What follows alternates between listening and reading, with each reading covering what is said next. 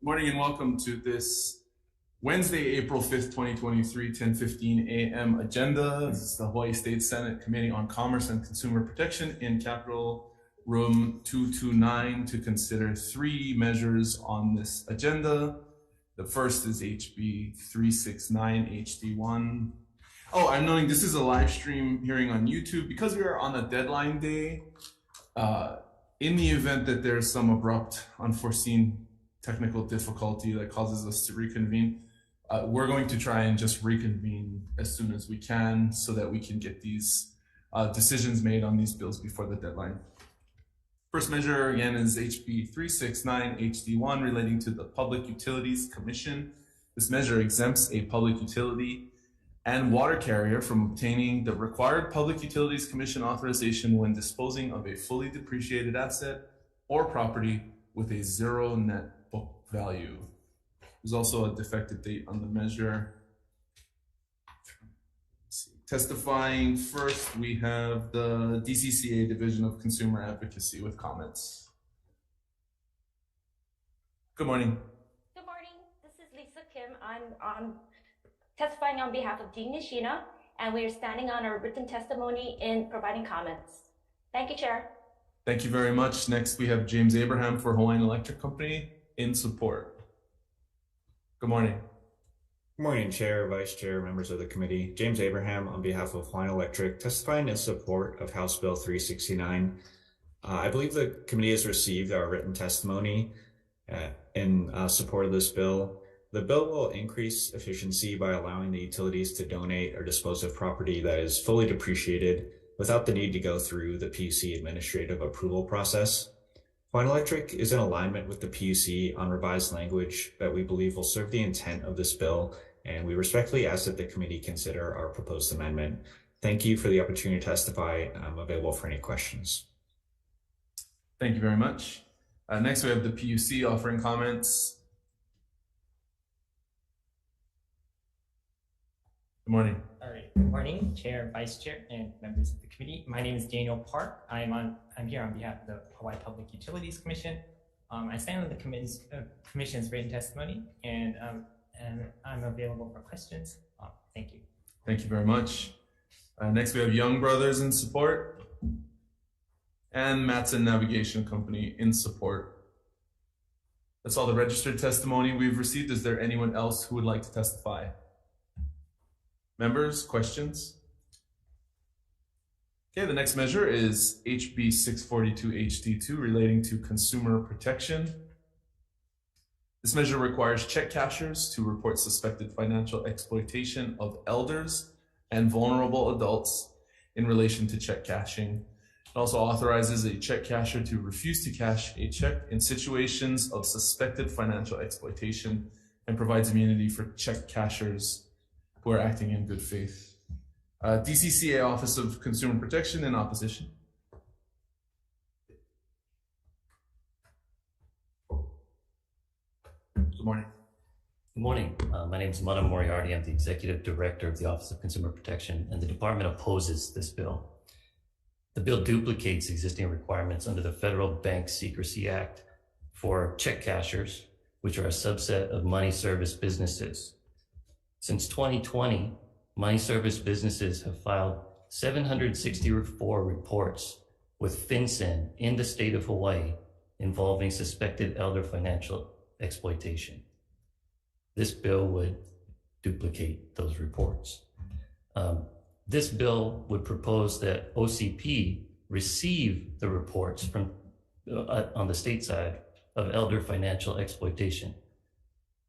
Let's be clear that elder financial exploitation in almost all cases involves a crime. In 2019, the Consumer Financial Protection Bureau estimated that the average loss to an elder adult was $34,200, and it was $48,300 when the reported suspicious activities involved a checking account. We're talking about major losses to elders, and these are crimes. OCP is not an agency that has criminal jurisdiction. We cannot bring investigations or prosecute crimes. So what this bill would ask us to do would be to receive those reports. Since 2020, an average of 234 reports a year. dedicate resources to reviewing those reports, and perhaps referring them to an agency that can prosecute crimes. It's for these reasons that we oppose the bill. I'm happy to go into detail about any aspects of our testimony or my presentation that you may have questions about. Thank you. Next, we have AARP Hawaii in support, Lynn Matisau in support, and Will Karen in support. Is there anyone else in the room or online who would like to testify on this measure? Members, questions? Vice Chair. For Office of Consumer Protection. Vice Chair. Currently, is Attorney General's office receiving these reports, or who receives these kinds of reports and who is authorized to prosecute? FinCEN receives these reports, and FinCEN is the, as I understand, the enforcement arm of the U.S. Department of the Treasury. Now, FinCEN can work with state regulators like the AG's office, and states can enter into an MOU with FinCEN to get access to the confidential non-public parts of the reports. Our research is based totally on the publicly available statistics. If, for example, HPD doesn't already have access, or the AG doesn't already have access, my research is that they can get that access by executing either an MOU with FinCEN, or perhaps if the AG already has access, then HPD could execute an MOU with the AG. Thank you. Members, any other questions? Okay, thank you very much. We'll move to the last measure on the agenda, which is HB 1509 HD2 relating to common interest developments. This measure establishes the Common Interest Development Oversight Task Force to examine the feasibility of bringing the various common interest developments in the state under the oversight of the Department of Commerce and Consumer Affairs, and investigate whether additional duties and responsibilities should be placed on members of boards of directors for cooperative housing corporations. First up, we have the DCCA in support.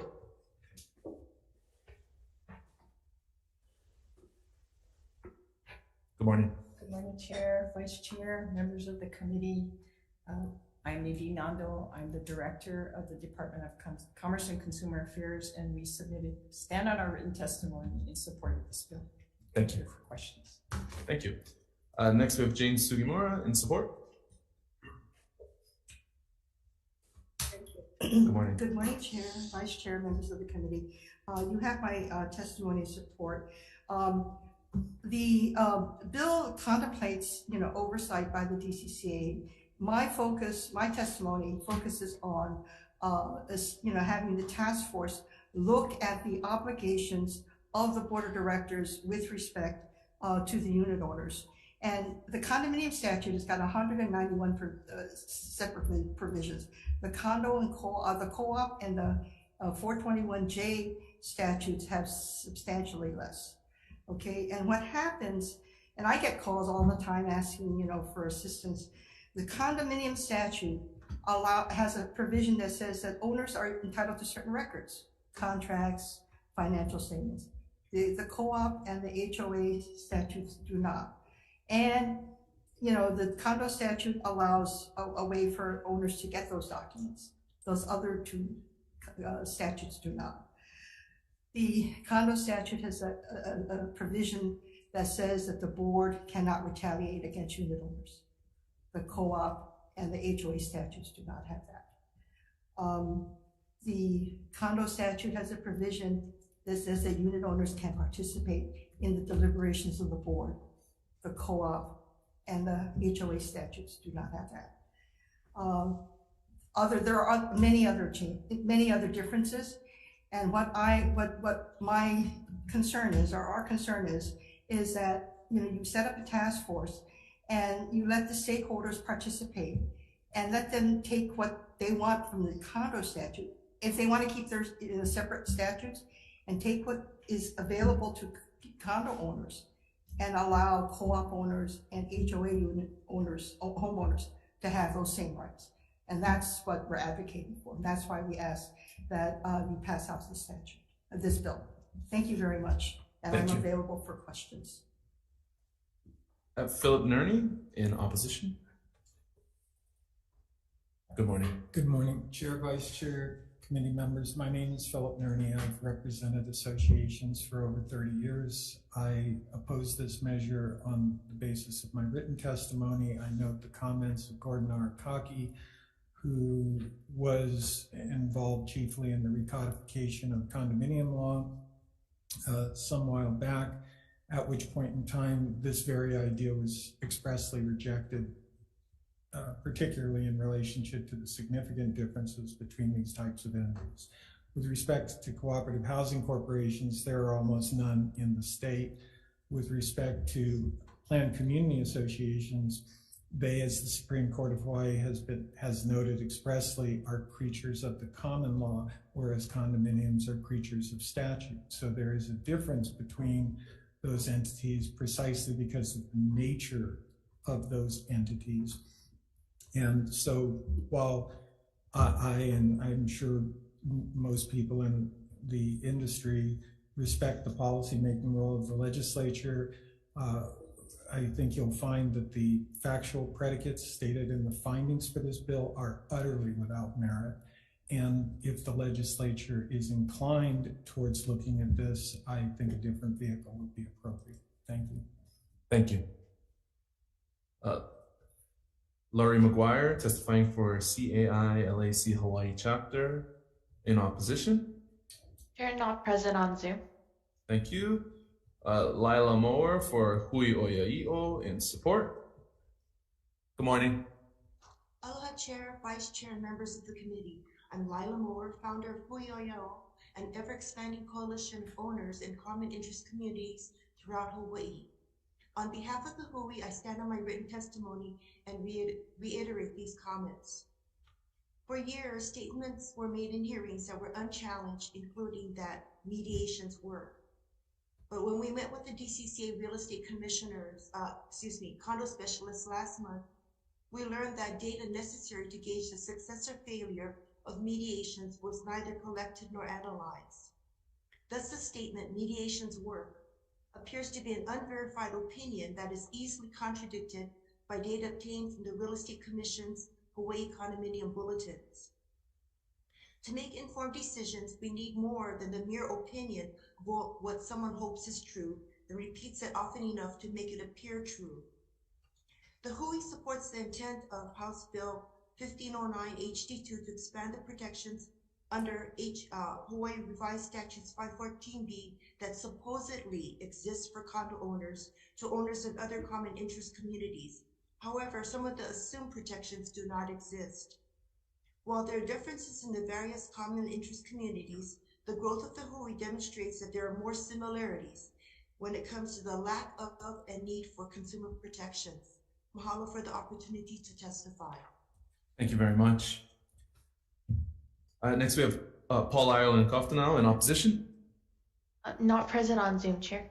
Thank you. Greg Masakian in support.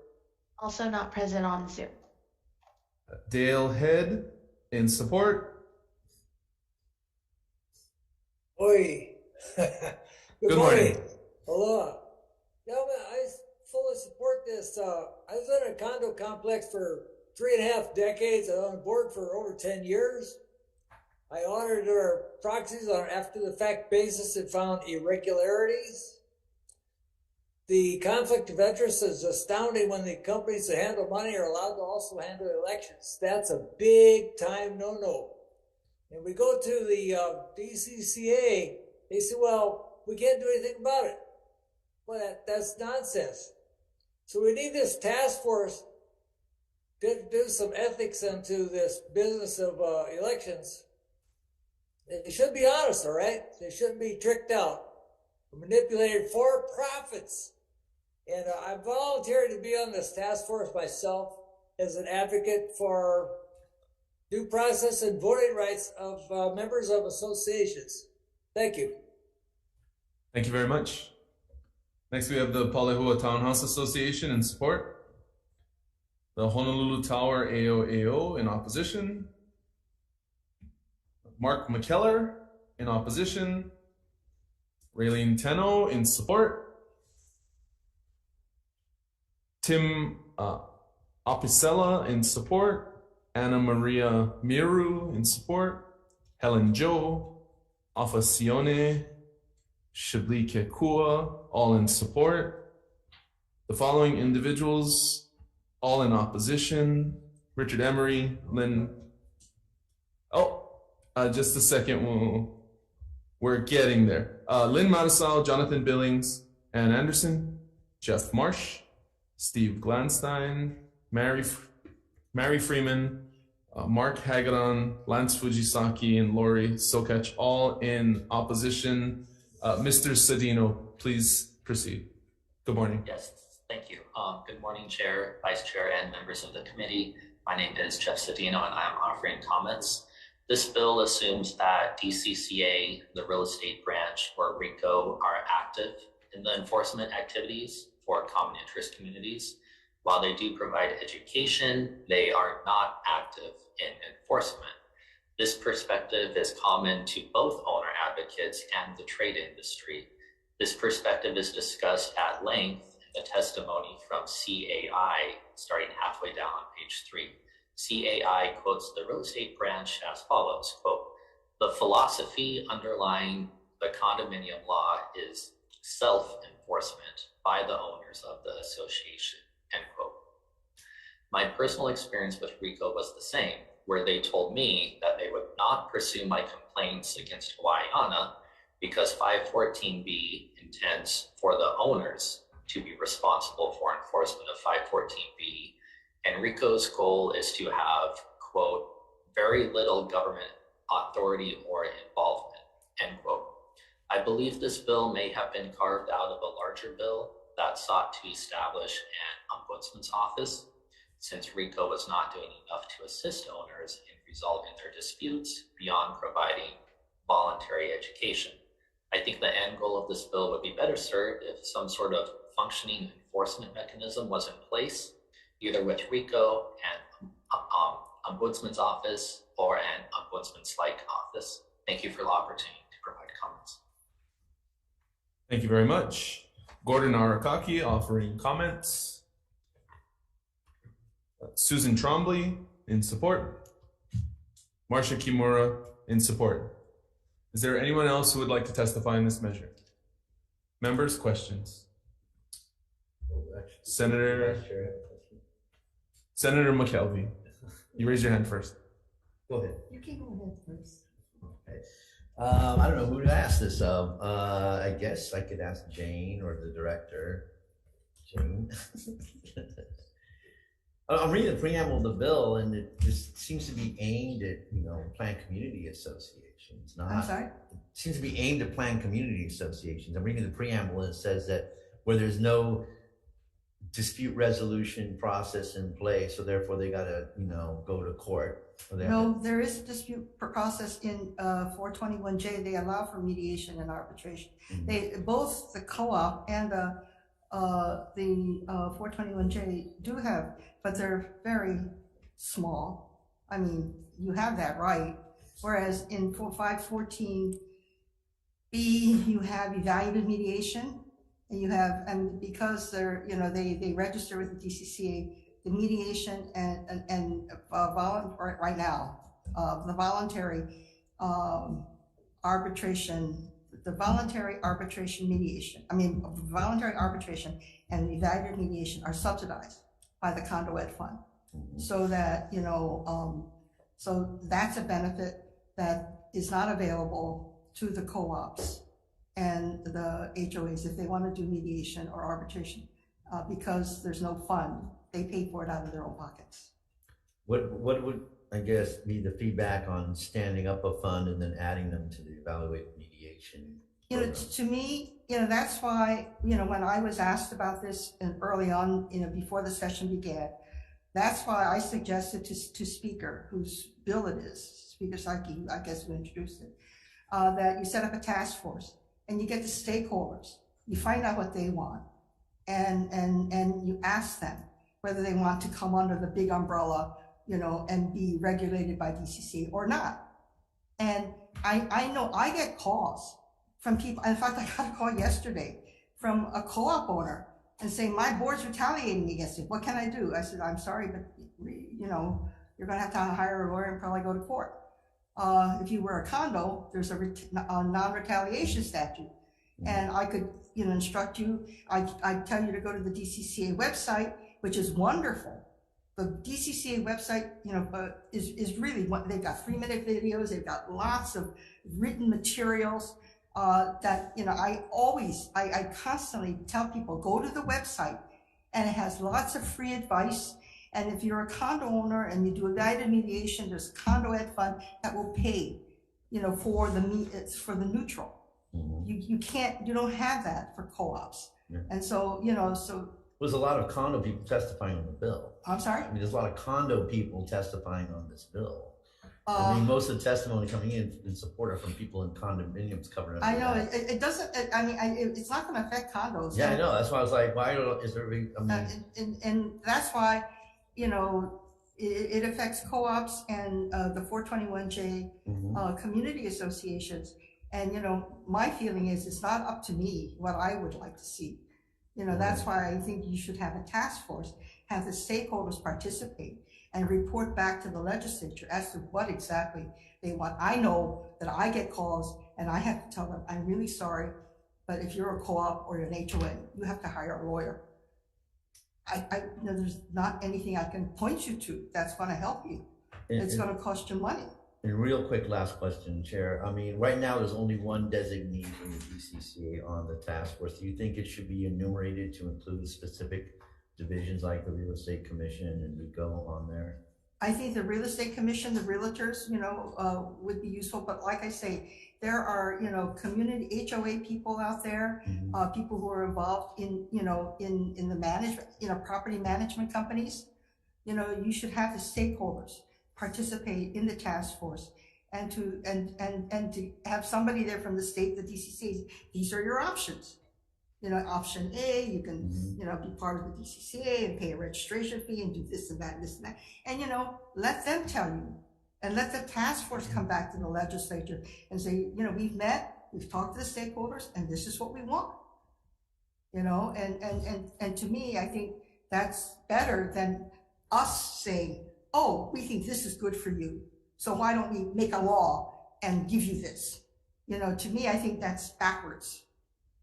And that's why I suggested to Speaker, you know, set up a task force to take a look at it. And in the end, maybe the task force will come back and say, hey, this is a waste of time for everybody. You know? Okay. Thank you, Chair. Question?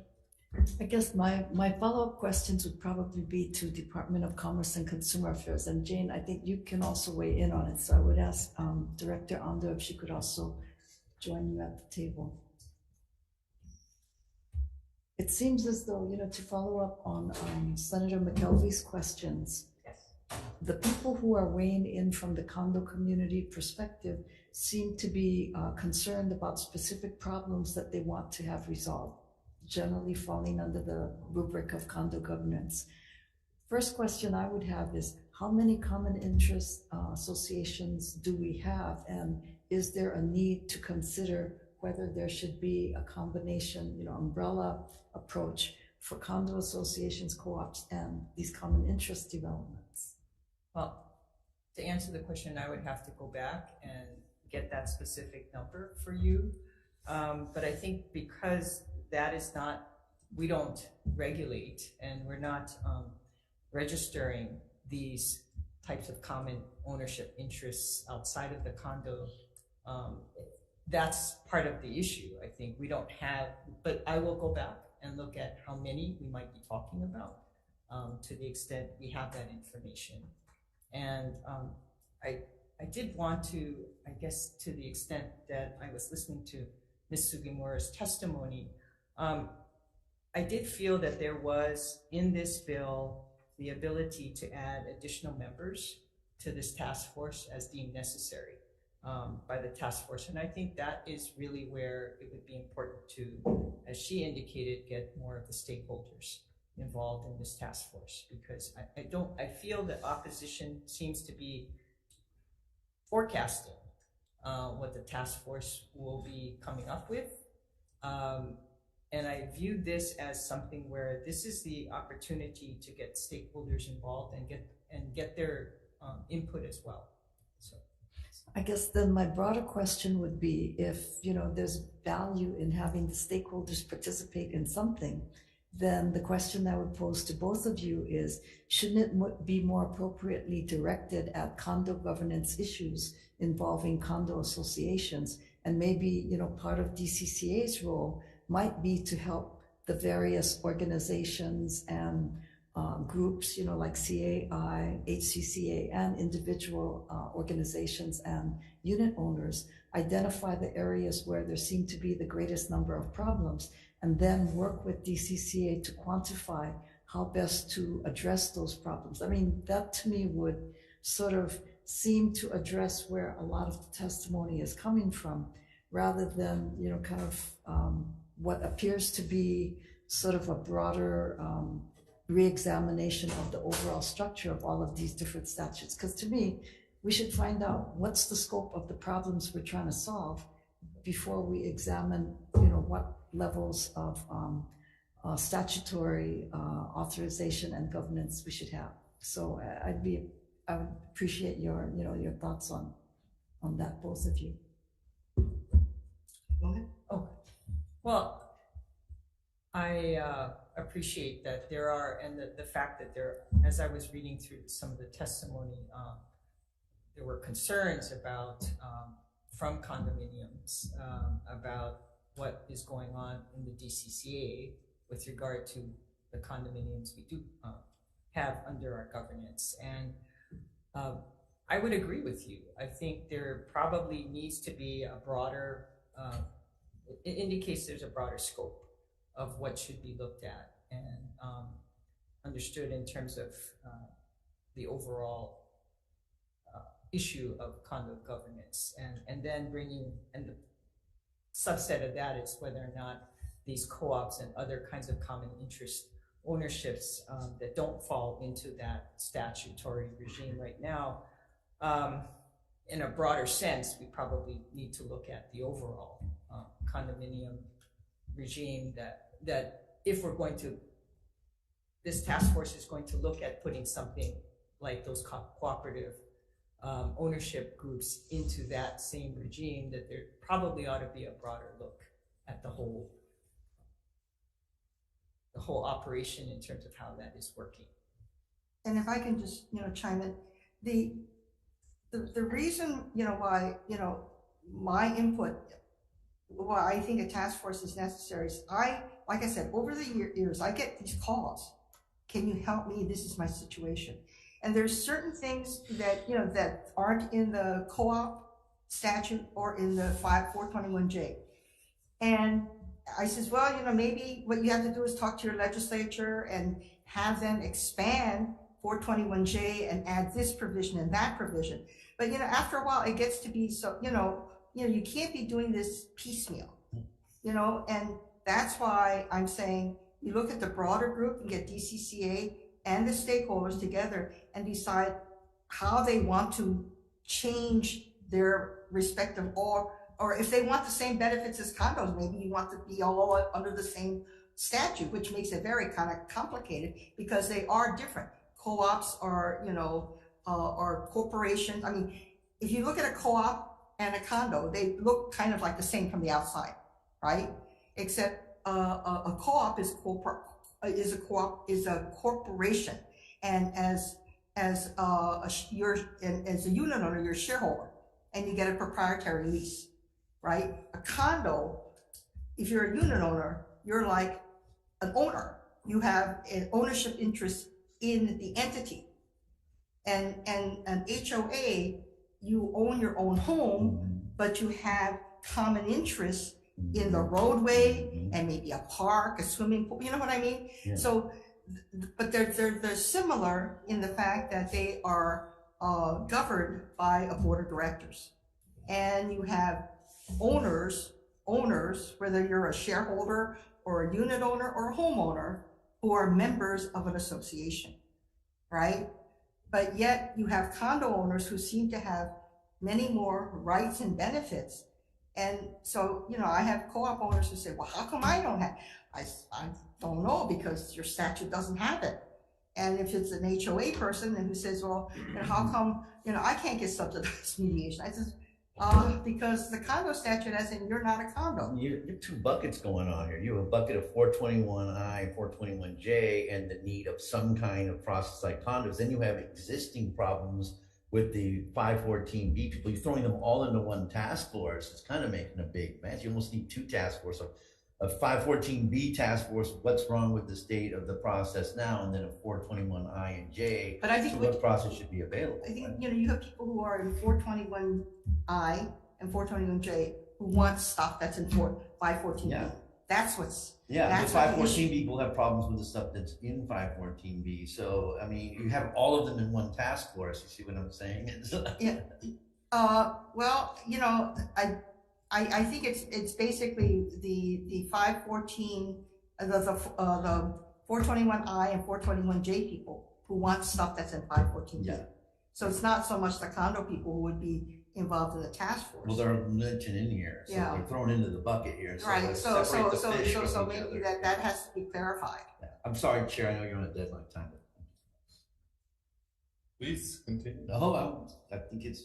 Well, so I have a follow up for Director, respectfully, if it's for Jane and for Mr. Nerney. What I read in the testimony as it relates to the condo associations are that, be careful that there's some Groundhog Day going on because this has been done before and we've had these conversations and they didn't work last time, where they resulted in the regime that we have today. And also that there's a double-edged sword aspect to getting the government involved in, declaring a victor one side or the other. But as we've continually heard these types of measures this year, we do go back. I mean, for me, I go back to the lack of data to verify these claims that, we're setting the record in DNO claims and whether the testimony that we've been getting from the community as to the unfairness of the process, in these private entities is of such a ubiquitous nature that we need to really take a hard look at whether what's going on today is working or not, or whether, there are just a few individuals who feel so aggrieved that they take special time to come to the legislature and make it known. And so I'm wondering whether that needs to be something that we take a hard look at. These efforts that took place in the past did take place quite a while ago. I'm wondering your feeling on that. Well, yeah, maybe you first, right? Thank you.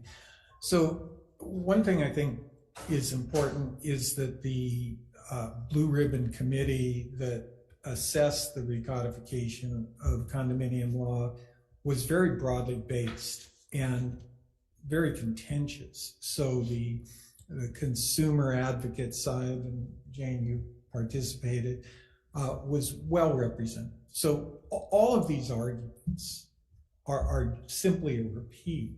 So my comment is that, yes, there is a hardcore minority of people who chafe within these regimes. There's no question about that. And they persistently organize and approach the legislature with grievances. But for people who actually work with these entities on a daily basis, first of all, I would submit that by and large, we are good faith actors. But moreover, broadly speaking, these places work and they provide a lot of services that government would otherwise have to provide. But I guess my question is, how do we measure that? Well, how are we to determine whether you're right or whether the contentions of other members of the public who say that, all those efforts to fix these problems still haven't fixed the problems? I'm sorry, Jane, but there is always going to be an irreducible core of conflict within these associations for a variety of reasons. I've written articles on it. The circumstance is that there are a variety of remedies, and ultimately people who own real property may have to avail themselves of the legal system, but there are certainly alternatives to that. It was industry that initiated the bill that resulted in the Condominium Education Trust Fund subsidy on a tax on the entities to enable subsidized mediation. We support those things. And Jane references that there are analogous provisions absent from 421J. 421I is hardly even worth talking about, but those can be addressed as specific issues. The concern is this umbrella, shove everything into one space or under one statutory scheme.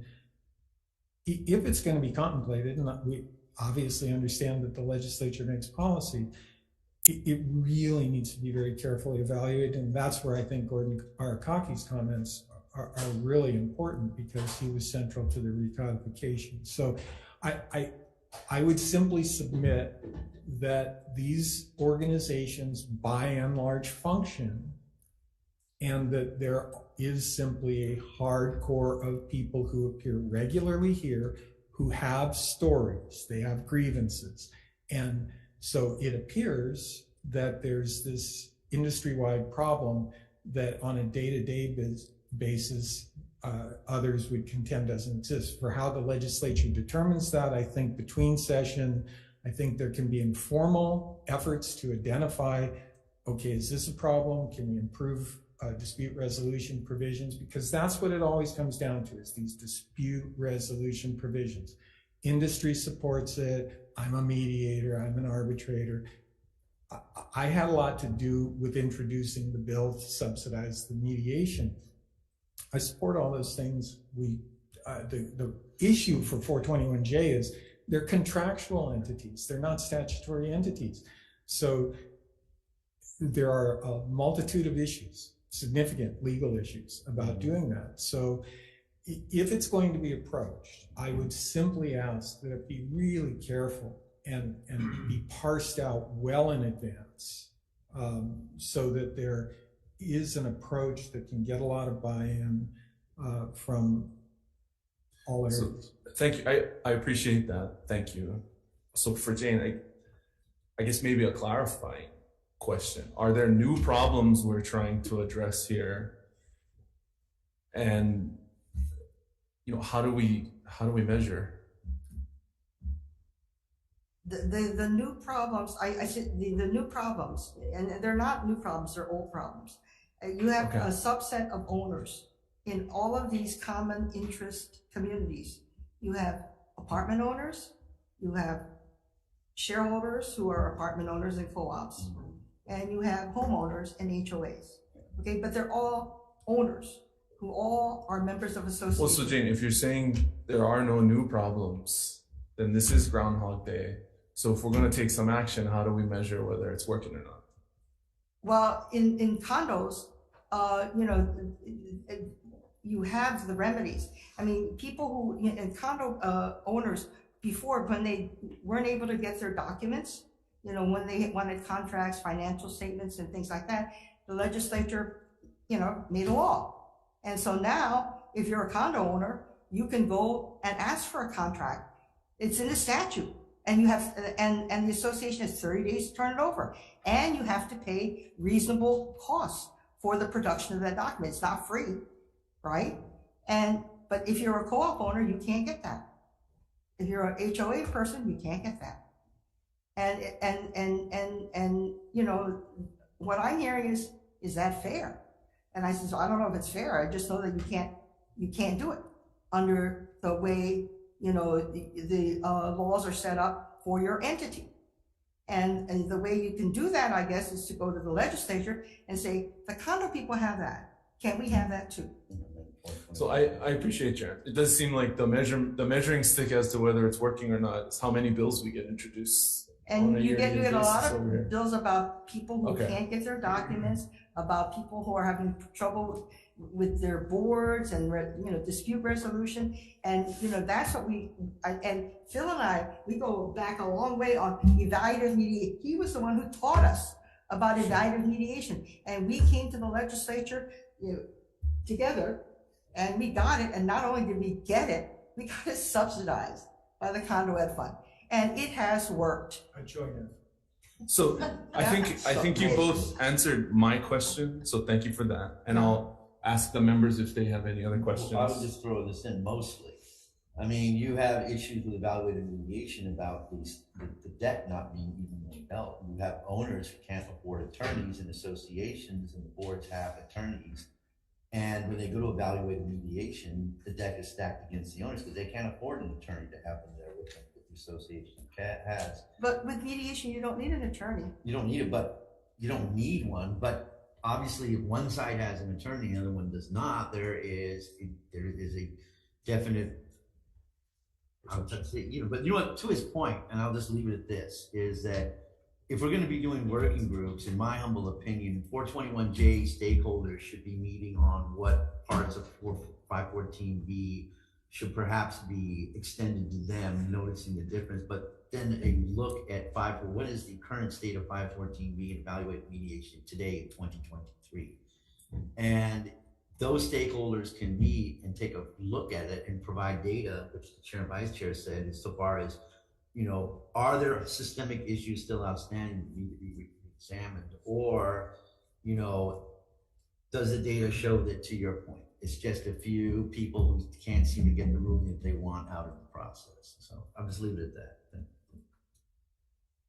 I would agree with Senator McKelvey because I think we need to separate the 514B issues from all the other categories, because putting them all together means that we're not necessarily identifying and addressing where the problems lie under current dispute resolution. So I kind of endorse having a task force for 514B, not bringing in all of these other areas at this point.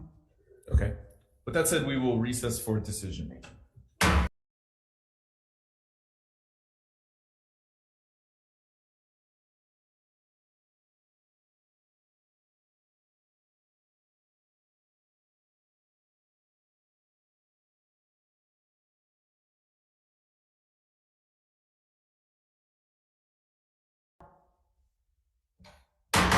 Okay, we're back for this 10:15 a.m. agenda for decision making.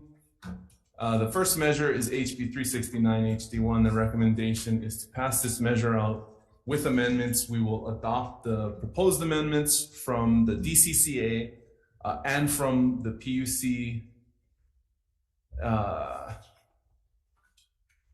which specify that the depreciated asset or property is no longer used or useful, and making sure that the disposition go to an unaffiliated entity. Any discussion?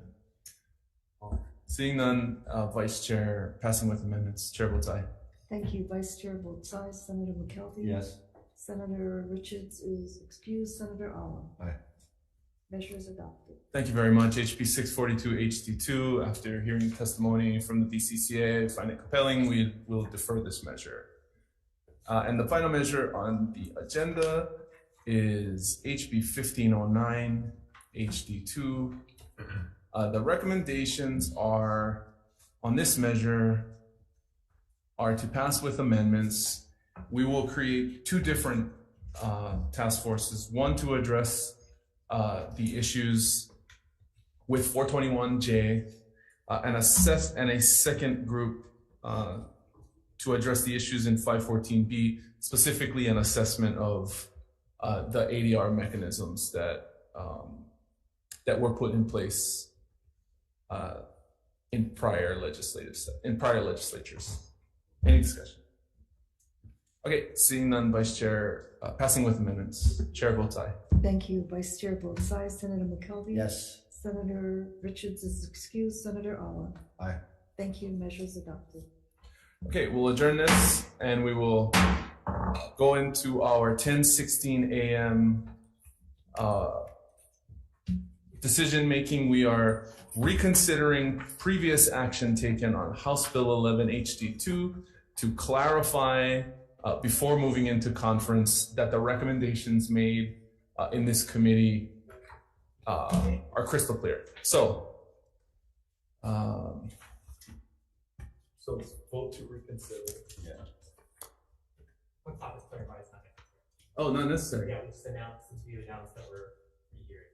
Oh, okay. So the recommendation on this measure is to pass with amendments. We will adopt the proposed amendments in the testimony by the ARDA that were accepted by the DCCA. Specifically, we will remove the requirement that supplementary plan documents be listed in the disclosure statement in HRS section 514E-93. We will add language to the new section 514E-9 subsection 10 HRS that requiring that certain liens, title defects, and encumbrances be listed in the disclosure statement, and providing a link to a website along with a statement by the developer indicating that other liens, title defects, and encumbrances are not expected to directly, substantially, and adversely impact utilization of the property by a purchaser. And we will amend HRS 514E-10.5 to provide that the consultant shall accept a certification from the developer. We will leave the date on this measure defective and take it to conference with the proposed clarifications. Any discussion? So I'm sorry. Did we vote on this before? We did. At the table, I accepted the DCCA amendments that reference the ARDA amendments, but I'm going to read them at the table in the interest of caution to make sure that the appropriate language is inserted. There was some confusion about the references in the testimony, and we want to make sure that we are inserting appropriate language into conference so that we don't have to do. No, I agree what you're doing. I'm just like, we took a vote, we had a vote sheet, we voted, and then we're going to re-vote on it again. So, I mean, I would assume to reconsider it. But Procedurally. Yeah. Well, yeah. So we checked with the clerks, and the procedure is to reschedule the measure and pass with amendments. Yeah. Okay. Okay. Vice Chair, passing with amendments. Chair votes aye. Thank you. Vice Chair votes aye. Senator McKelvey? Yes. Senator Richards is excused. Senator Olive? Aye. Measure is adopted. All right. Thank you very much. We're adjourned.